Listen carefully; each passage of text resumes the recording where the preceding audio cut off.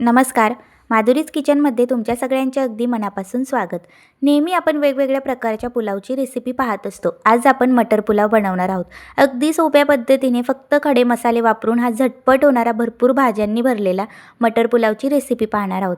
चला तर मग आता वेळ वाया न घालवता रेसिपीला सुरुवात करूया. त्यासाठी एका कढईमध्ये तेल आणि बटर टाकून घेतले.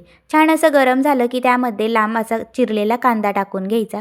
कांदा तुम्ही बारीकसुद्धा चिरू शकतात. त्यानंतर लालसर होईस्तोवर आपल्याला फ्राय करून घ्यायचं आहे.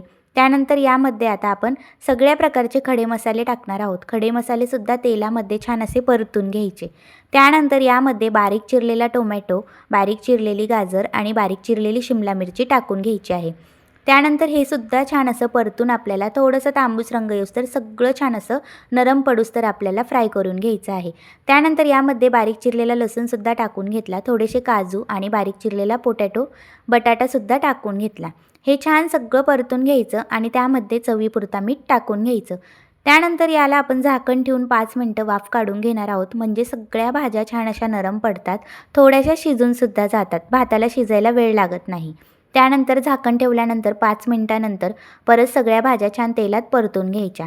आता आपण यामध्ये 1 ते 1.5 चमचा बिर्याणी मसाला वापरणार आहोत. तो टाकून घ्यायचा. तो सुद्धा भाज्यांमध्ये छान एकजीव करून परतून घ्यायचा. त्यानंतर 1 वाटी आपण धुतलेला वटाणा टाकलेला आहे. हा वटाणासुद्धा या भाज्यांमध्ये परतून घ्यायचा आणि 5 मिनिटं झाकण ठेवून वटाणा थोडासा नरम पडूस्तोवर आपल्याला शिजवून घ्यायचा आहे. 5 मिनिट झाल्यानंतर यामध्ये आता आपण पुढील साहित्य टाकूया. यामध्ये काय करायचं, आपण फक्त तांदूळ जेव्हा भाज्या आपण परतत होतो त्यावेळेस धुवून ठेवलेला होता, 5 ते 10 मिनिटं भिजवलेला हा तांदूळ यामध्ये टाकून घेतलेला आहे. कोणताही प्रकारचा तांदूळ तुम्ही वापरू शकतात. त्यानंतर हा 1 वाटी तांदूळ यामध्ये टाकला की तो पण आधी तेलामध्ये परतून घ्यायचा. त्यानंतर आवश्यकतेनुसार यामध्ये पाणी टाकून घ्यायचं. साधारणतः 1 ते 1.5 ग्लास पाणी मी यामध्ये टाकून घेतलेलं आहे. त्यानंतर आता काय करायचं, यामध्ये आपल्याला थोडंसं अजून चवीपुरता मीठ टाकून घ्यायचं आहे. त्यावेळेस थोडंसं कमी टाकलेलं होतं. त्यानंतर भरपूर प्रमाणात बारीक चिरलेली कोथिंबीरसुद्धा टाकून घ्यायची आणि एकजीव करून घ्यायचं. त्यानंतर आता पाण्याला उकळी आली की आपल्याला यामध्ये 1 लिंबू पिळून घ्यायचा आहे. लिंबू पिळला ना की अगदी हा पुलाव टेस्टी लागतो. त्यानंतर यावर झाकण ठेवायचं आणि 15 ते 20 मिनिटात आपला हा पुलाव रेडी होतो. अगदी पटकन शिजूनसुद्धा जातो. एवढा चविष्ट लागतो ना, तुम्हाला दाखवते. अगदी 15 ते 20 मिनिटानंतर आपला पुलाव तयार झालेला आहे. अगदी सोपी आणि झटपट होणारी पद्धत आहे. फक्त खडे मसाले आणि बिर्याणी मसाला वापरून हा पुलाव आपण बनवलेला आहे.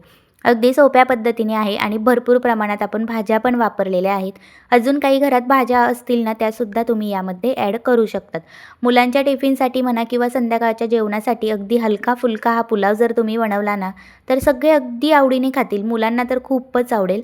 त्यामुळे हा अगदी सोप्या पद्धतीने कमी तिखट अगदी झटपट होणारा पुलाव तुम्ही या मटारच्या सीझनमध्ये एकदा नक्कीच ट्राय करू शकतात आणि ह्या पद्धतीने पुलाव एकदा नक्की बनवू शकतात.